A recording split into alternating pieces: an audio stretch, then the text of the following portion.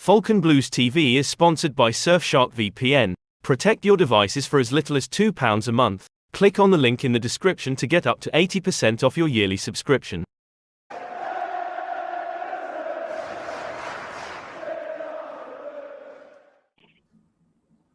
Hello and welcome back to the Falcon Blues TV audio podcast.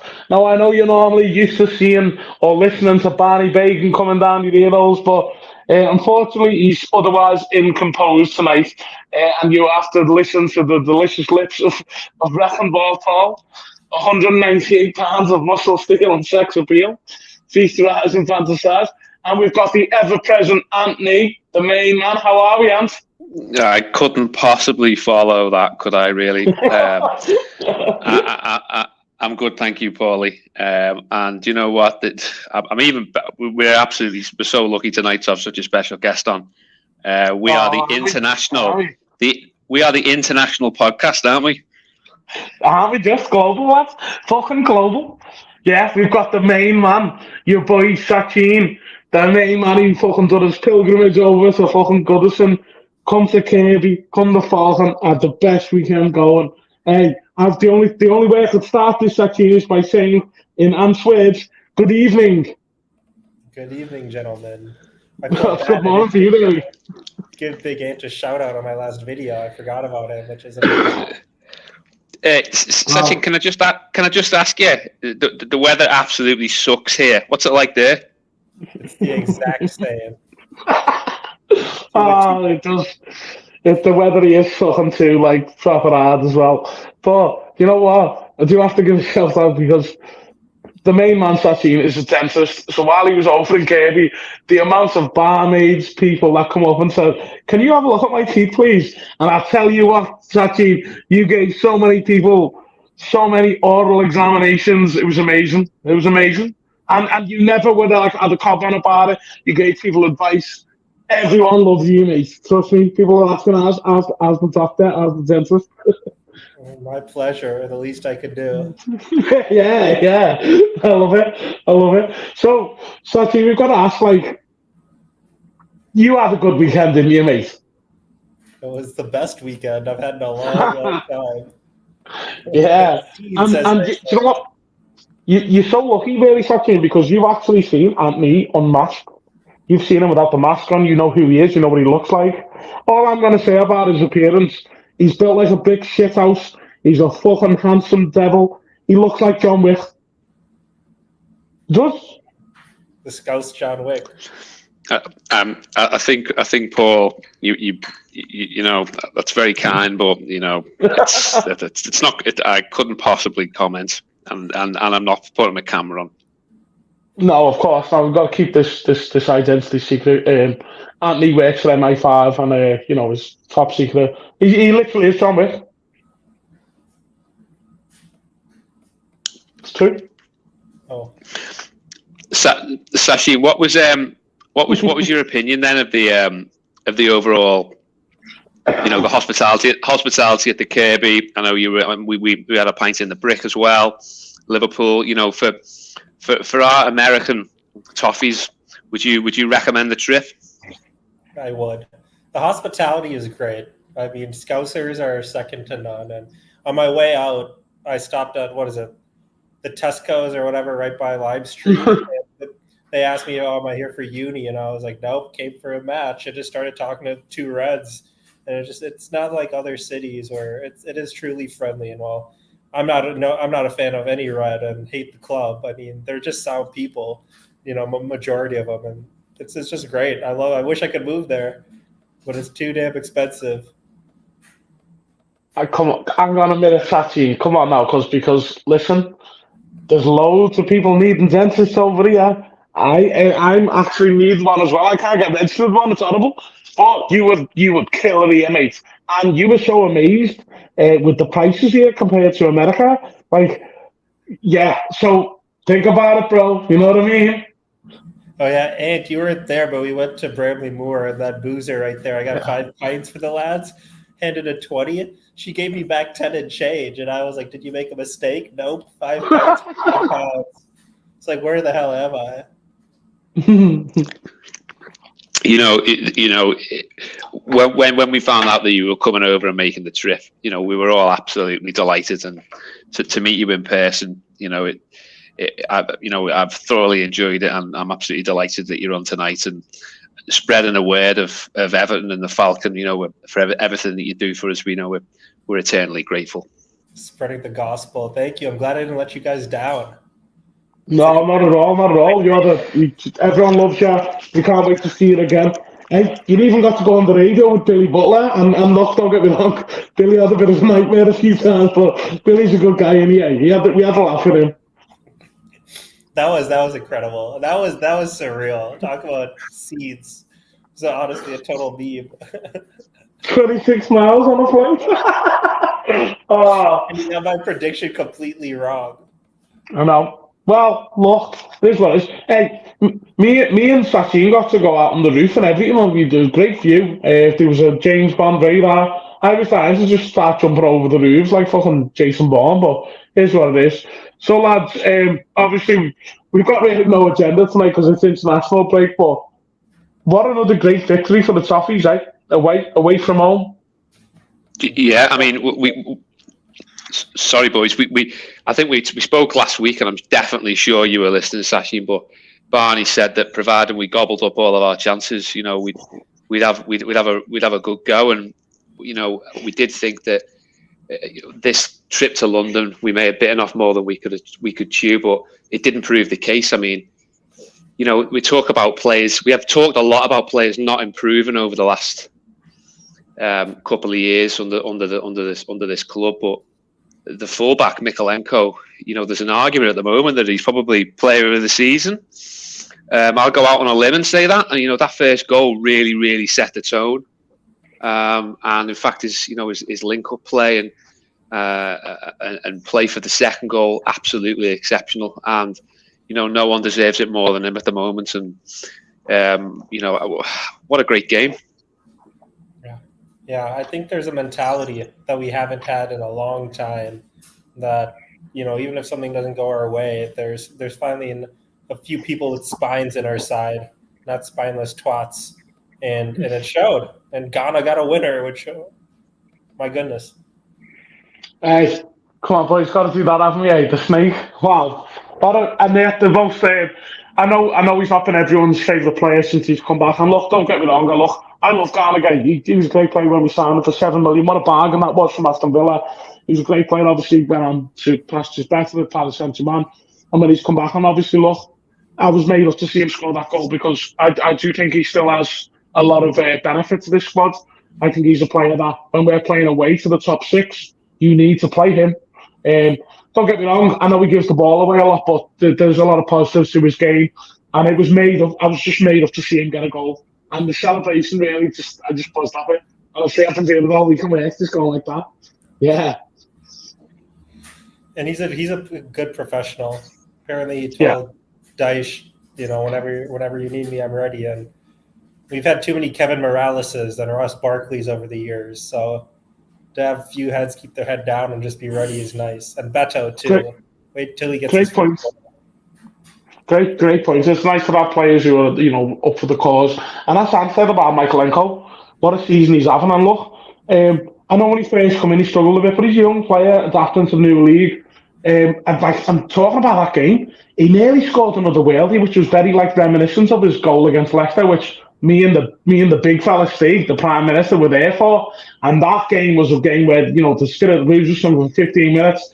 We see it. I had to grab Steve, lad, you've got to get back to that constantly, sure people are getting on. But yeah, he's having a terrific season. And it's just nice to see a bit of old spirit coming back, a bit of character coming back to this Everton side. I don't know about you, Ant, but I haven't seen this type of character and battling since the David Moyes era. I mean, let me explain it in a way that our medical professional here will understand. Watching Everton over the last couple of years has been like watching a brain surgeon work with boxing gloves on. It's been an absolutely diabolical, hasn't it? But, you're right, the last couple of weeks, months maybe, there is a bit of grit, a bit of determination, a bit of steel, blue steel in the backbone of this club. And don't get me wrong, I still don't like the manager, but he's slowly he's producing a football club, a team for us to be proud of. And listen, not many teams will go to Crystal Palace this season and score 3. We scored 3 on the road. Absolutely brilliant. And you know me, I've been pro Dice all season, and I know sometimes some of the lads have got on it, and I've been come on, lads, look, I'll always say it's a tough job for any manager to take over Everton with all the problems, in the back scenes and stuff like that. I think we're actually playing well. We're creating a lot of chances. People are saying negative tactics. I'm going, nah. We're creating more chances than last season under Lampard, even under Koeman. I didn't see us. We got 11 shots on target when we lost at home to Wolves. Ancelotti never done that. I just want to point that out. I think sometimes people put Sean Dyche under the bracket of like a Sam Allardyce, and it's not the case at all. Look what he's done at Bayern. Like, he kept them up. He even got them into Europe early, and he had a limited budget. And look, he's going to have to deal with that at Everton. So I think he's the right man to stabilise us. You know what I mean? That's all I'm saying. And I think we need to back him, because if you get rid of him, it's day one again. And that's the problem we've had. We've paid off so many managers. But I don't know. That's my opinion. Sachin, you're the medical professional. What's your opinion? Well, I agree. We can't sack him because, one, who would want to take this job? And two, it's a thankless job. And I'm critical of his in-game decisions.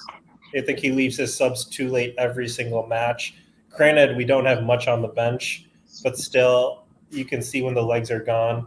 But I want to ask Ant, if he's still, who did you want to come in last season when we were losing to Bournemouth every single fucking match? You put me on the spot here, mate. I can't remember what I did last week, let alone who I wanted in. What was it, February when he took over? January. Left it late.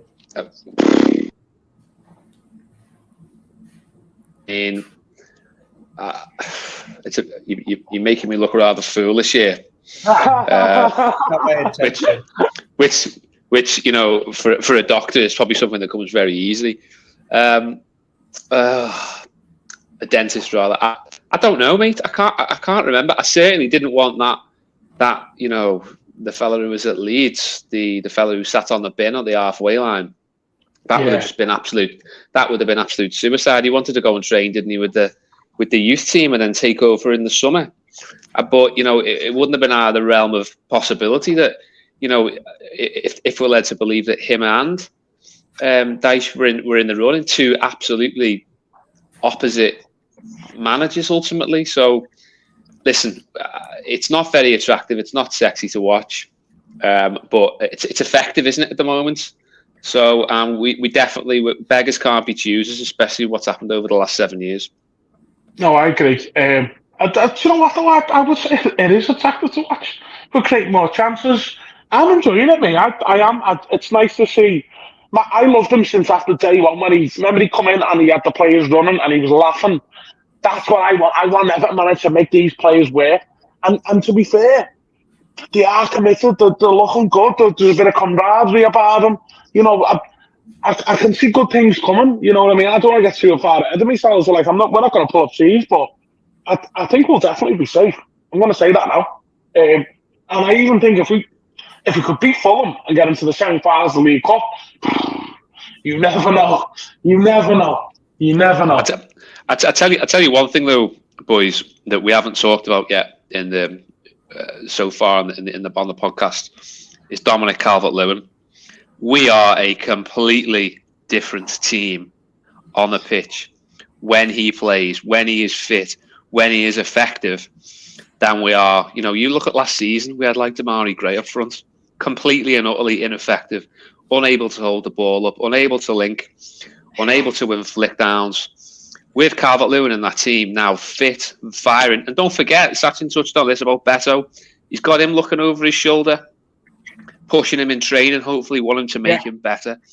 But we are a completely different outfit with him in the team. No, we are. Yeah, it's and do you know what? A lot of credit needs to be given to Sean Dyche, because even Calvert-Lewin come out, and I said this beforehand, loads of other Everton managers, Benitez really ruined him. Like, every time he come back from an injury, he played them for a full 90, break down. Dice went, no, hang on, we're not going to do that. Because, to be fair to Calvert-Lewin, he was saying, yeah, I can play. And he even admitted, he goes, maybe I was 60% ready.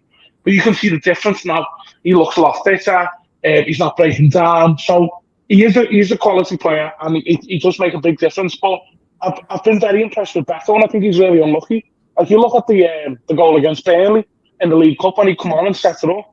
I like Beto, and it's nice that we've got this competition again, because that's what we've been missing. You know, we all know for the last couple of years, when Calvert-Lewin was injured, look, we had Rondon. Oh, Jesus, don't get me started on him.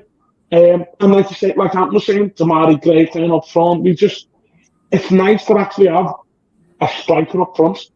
You know, there's a lot of positives to take from this season. You know me, I'm an half-glass full type of person, but, you know, we've got the international break now. The next game is United at home. And I'm going to be honest, guys, I want both your opinions here. Because I look at that game and I go, we can scalp them. We can get 3 points. Because they've not been playing well. They're low on confidence.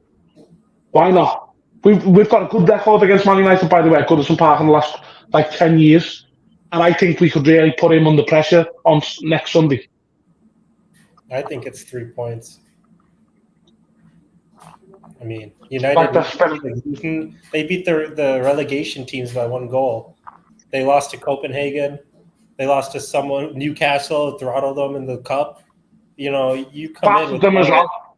Yeah, let Dyche cook with the tactics and get more than a 1-goal lead, and I think you get the 3 points. I think we will come unstuck in typical Ant fashion. I think that I stand corrected here, but aren't they the form team in the Premier League? Over the last couple, I believe. Yeah. Yeah. They've 12 points. We have 10, but let's look it up. I think that I don't think they're as bad as people make out Man United. I really don't. No, they're not. I think they are class. Luton Town 1-0, Fulham 1-0, Sheffield United 2-1, Brentford 2-1. And they were very lucky against Fulham, by the way. Yeah. But I'm thinking they are a better team than that. They've done well last season. I think they've had a lot of unfortunate fixtures this season. However, there is a lot to get at United. Look, I mean, the thing that blows my mind about Man United is they accepted a bid from West Ham for Harry Maguire, and he turned it down. And fair play to him. He went, no, you know what? I'm going to stay here. I'm not asking what the critics are saying. And do you know what? I actually like Harry Maguire in a lot of ways because he takes so much stick off the press, and some of it is uncalled for. They love building someone up and knocking them down. It's not his fault that Man United paid 80 million for him. He's not an 80 million worth player, but Harry Maguire, to me, I don't know about you guys, but I think Harry Maguire would have been probably like a Sol Campbell or a Tony Adams 20 years ago when the game was a lot different. You know what I mean? Like, if you play long balls to him, that's meeting bread to him. He's just got to head it away, great. But he's been very unlucky as well. And I do, when you're talking about he's getting death threats and stuff like that, that's out of order now. And like when he was getting linked with Everton in the summer, I was one of those people who was going, you know what, get him. I doesn't. I think he comes to the club with a point of proof, but I think it shows a lot about his character that he went, you know what, I'm not going to go to West Ham. Because that's a good move for him, really. He would have done well there, but I think it shows a lot of character to go, no, you know what, no, I'm going to turn around and fight for my place. And he has, and he started a lot of games, and I think he's going to have a good season, Harry Maguire. I put myself out there. I know it's an unpopular opinion, but it's with these days with social media and whatnot, it's very easy to jump on the bandwagon and lay into someone, and you don't know what he's going through. He's had a terrible time, really, and I think it's a disgrace the way the media have really clowned him. But that's my opinion. I think a pairing of Harry Maguire and Michael Keane would send shivers down every Evertonian spine. And you probably would find that underneath at Goodison, there'd be more lads on the aisle than there would be in the stands if those two were playing for us. I think we dodged a bullet. He's not good enough for Man United. He's having a good couple of games. I think we can get at him. If we can get at him, brilliant. What you've got to remember, boys, as well, is that's the Super Sunday game, isn't it? R4 next Sunday. So it's not just going to be 11 versus 11, is it? It's going to be 11 versus Jamie Carragher in the studio and VAR and the full lot. So for us to get anything, we'll do incredibly well. Well, and I will say to your point about Maguire's, I don't want players from other than Calvin Phillips, but I don't want players from top clubs who've done poorly and then come to Everton. Schneiderlin, I just don't think they work out for us after the 6-month honeymoon period, and then because they have ego, prima donnas are used to high wages. I think there's so many things that can go wrong. I'd rather have hungrier players from other leagues like Beto's wanting to make their name for themselves in this league rather than, I had a big move, failed, didn't work out. Now I'm at Everton to rebuild it. It's kind of belittling Everton. And I know Everton, aren't we, and all that, but still, we should be striving to always go forward and on the up. And I don't think signing players from top 6 teams who have had bad stints there is where we should be looking for talent. And credit to Thelwell. I think he's doing well now that Moshiri has buggered off. No, great point. That's actually, with too many times over the last couple of years, there's a lot of players from big clubs who have thought, I'll go to Everton for a big contract and, sort of at the tail end of the career. And I agree, we need hungry players. And what's nice about this Everton side is that they're very young. They're aggressive. They want to show something. And, there's a lot of stats that are really good about it in the season, like the amount of goals we've got from corners, and we should, because we've got a really big side. But there's a lot of positives to look at. I would like to point out that me personally, Sachin had the best shout ever. But you come and watch us play darts in the Falcon, and there's a lad, Connor, he's a good lad, he's a Liverpool fan, and he was giving a bit of jib, and Sachin just comes out with, shut up, lads, I've been to more games than you have, and me and Dave just said, we love that, by the way. That's it, up to the toffees. Fucking love it. What a lad. What are your thoughts on that, on the transfers? So, just let's just compose ourselves for a moment to get back on the toffees there. A question for you, Sachin. Ashley Young, a fullback next week. Would you play him, or would you play, Patterson in the United game? That's a tough question. Because what? Who's going to be on the wing? Anthony and Garnacho? Fast. Or would you play both of them, maybe? No, I wouldn't change this shit. Can't drop Michaelenko. I think you have to go Patterson, but I don't think he'll play Patterson. He's stubborn. Yeah, I think in fairness, I like Patterson, I do, don't get me wrong, but I think he looks at Ashley Young as an old pro, someone who's reliable and stuff like that. I quite like Ashley Young, to be honest. I think he's done a lot of positives. I know people will say, Ashley old and all stuff like that, but Patterson, to me, is great going forward. I think he needs to work a lot on, what's this there? What's that? Zim. Yeah, there you go. Get them in, Tony, but he loves them, by the way. Yeah, get that nicotine. Yeah, smoking's not cool. I think he... Maybe one the other week, and you heard it. So he senses it in his face. Yeah, and you just sounded like a Terminator then, mate. I think he does work for MI5, mate. Not just as MI5, I think he is actually a Terminator there. So yeah, that's actually, he just started to yeah. We need to be careful here, you know what I mean? We don't want to be on the hit list for Mr. MI5 there. But look, we're going to do a podcast next week. It's international break. Sachin, I appreciate that you enjoyed me putting that Cone fella on the list. And a lot of the Evertonians have enjoyed that, haven't they? Oh, what a bellend he was. That had me in tears. I was sad it was only 3 minutes. It was like the quickest 3 minutes. But that was a funny video. That's what she says. I do have to apologise. It is open mic night in the Falcon tonight, so I'm upstairs in the studio. But downstairs, you might hear some music. That is every Thursday now on open mic night. If you play a guitar, you want to play some songs, you can come on down. That's the Falcon done. Don't forget to like and subscribe. Now, I'm going to ask a question to Sachin, and Ants might have another question to finish us off, but I'm going to give the ultimate question here, Sachin. And look, it is controversial. We only ask the hard questions on Falcon Blues TV. Pineapple on a pizza, yes or no? No. Yes. Super Kevin Campbell really doesn't like that, and neither do I. No. If you have a pizza, don't put pineapple on, don't put fruit on it. I don't get a sausage roll and ask for apples. That's just me, But if you like an Hawaiian pizza, fair play. Not for me, though. Not for me. Keep it simple. Some good cheese, some good meat, some good sauce, basil. What else do you need? Bit of sausage on my pizza. yeah. Sachin, how nice was our free milk, by the way, in Liverpool one, remember? Oh, free milk. I want to say something about that. Thanks for bringing that up. I'm on Twitter, and all these, thank God we don't have an OnlyFans Everton bird, but like all these, I didn't see many fit birds at the match, and I'd like to believe on Twitter that they go to every match. So if you follow me on Twitter, I just want to follow me. Where are you at? That's all I'll say on that. I just want to point out what a guy! Look at him.